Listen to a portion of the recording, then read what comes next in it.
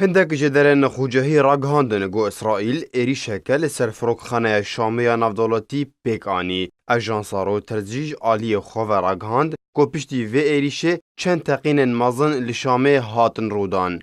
هر لگوری زانیاریان گو او ایریش آلی بالافرین اسرائیلی و هاتن پیکانین و تو کشتی یان بریندارجی نکتن. اجانسا سانایا رژیما سوریه لسر زارجه درکی لشکری سوری راگهانده گوان هجمارک توپن اسرائیلی خستن خوار و هجمارا کشتی و برینداران دیار نکرن.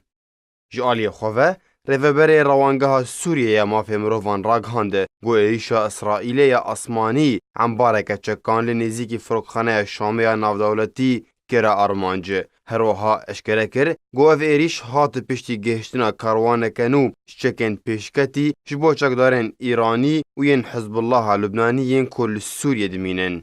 تفیگو اسرائیل بریانها به دهان جار ایریشن آسمانی لسوریه پیک آنینه لیوی جاره بردافکا بناوی ارتش اسرائیل تو کومنت لسر و ایریش ندا. بریانها جی اسرائیل راگهاند بو گود 18 هیوین بوریده وان بهتری 200 ایریشن آسمانی لسوریه پیک آنینه پرانی آوان لسر بنگهن میلیسن ایرانی و ین حزب الله لسوریه بون.